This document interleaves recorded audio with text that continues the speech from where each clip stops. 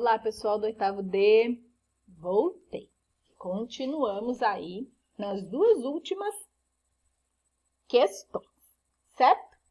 Então, estamos na página 31, porque a questão 9, o trecho que vocês têm que ler está na 31 e a pergunta está na página 32. Então, a pergunta 9 é: por que o narrador planeja voltar como filho pródigo à casa paterna? Quem leu direitinho o texto consegue responder, mesmo sem saber o que significa a expressão filho pródigo. Porque naquele momento, né, ele está vivendo uma situação de medo, de arrependimento com o que ele estava passando lá no mar, correto? Aí eu coloquei para vocês a explicação da expressão filho pródigo. Essa expressão filho pródigo é uma expressão super característica do contexto bíblico, certo? A gente conhece ela justamente pelo contexto bíblico. Filho pródigo é uma passagem bíblica, tá? Essa passagem bíblica refere-se a um filho que pede a parte da herança para o pai. Ele sai de casa, só que ele gasta tudo no que o pai lhe deu, ele passa por dificuldades, retorna ao lar e pede perdão ao pai. E esse pai o aceita de volta. Tá? Para resumir, a atitude do filho pródigo pode ser comparada à atitude de Josué. Por quê? Porque o pai dizia que viver aventuras fora de casa não seria fácil, seria bastante complicado, né? Por que que ele tinha aquele ímpeto de viver essas aventuras? O pai dele sempre foi muito sério com relação aos conselhos que dava ao Josué, correto? Muito bem. Questão número 10. São duas questões, por isso eu escrevi respostas pessoais. A primeira é: o que a história de Robinson Crusoe revela a respeito do comportamento do jovem?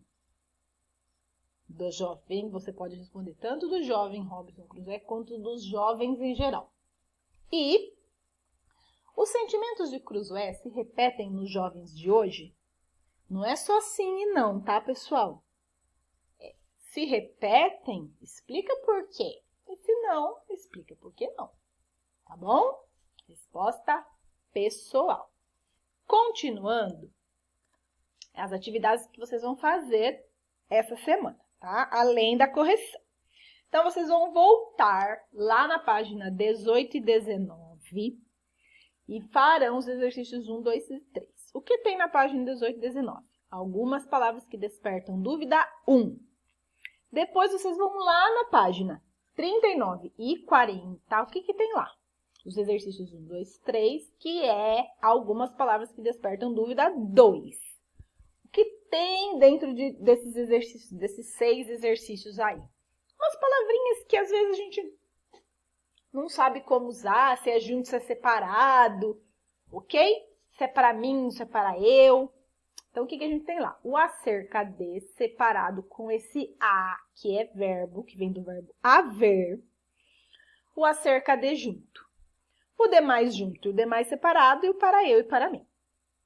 Tem a explicação na apostila, mas eu vou incrementar aqui para vocês. Ó, o que significa quando que eu uso acerca de, que é separado, com o a, que é verbo, que vem do verbo haver? Tempo aproximado, tem que pensar nisso. O que é tempo aproximado? Olha o exemplo.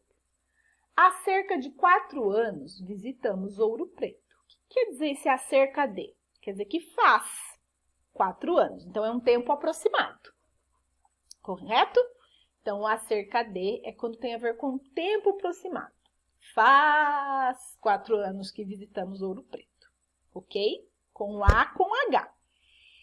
O acerca de com o acerca tudo junto. Você vai substituir pela expressão a respeito de ou pela palavrinha sobre. Então, ó, se você trocar o acerca de aqui por sobre, dá certinho, ó. Falamos sobre política. Então, é o acerca de tudo junto com a, não é o de cima. Faz a substituição na hora de resolver os exercícios, combinado? O que que esse demais aqui, ó, junto significa? Excessivamente. Então, por exemplo, vocês falam demais, quer dizer, muito, excessivamente. Então, o demais é junto.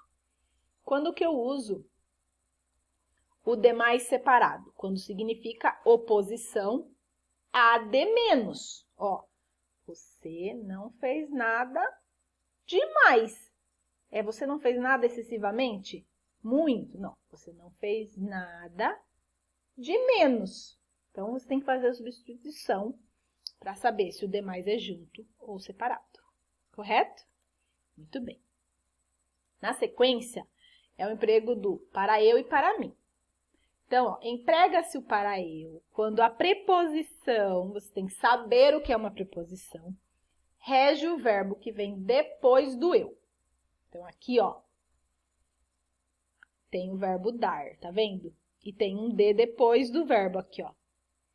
Então, vai ser para eu. Mas tem um jeito mais fácil. Mas vamos lá. Então, vamos de novo. Emprega-se para eu quando a preposição rege o verbo que vem depois do eu. Então, dar é dar algo a alguém, certo? Dar, né? Este livro é para eu dar de presente, certo? Então, aqui tem a regência da preposição de. Mas tem um jeito mais fácil de saber que é para eu. Toda vez que aqui for um verbo com o R no final, certo? Aqui, ó. Na grande maioria das vezes, você vai usar o para eu. Ó, use para eu sempre antes de verbo. Então, esse livro é para eu dar. Esta lição é para eu fazer, tá? Não para mim. Porque mim não conjuga verbo, por isso que é para eu. Eu faço ação, o mim não faz, tá? Então, este livro é para eu dar. Esta lição é para eu fazer, sim? Então, uso para eu antes do verbo. Há situações em que a preposição se prende ali, vem junto, coladinha com o pronome mim. Este livro é para eu? Não, este livro é para mim.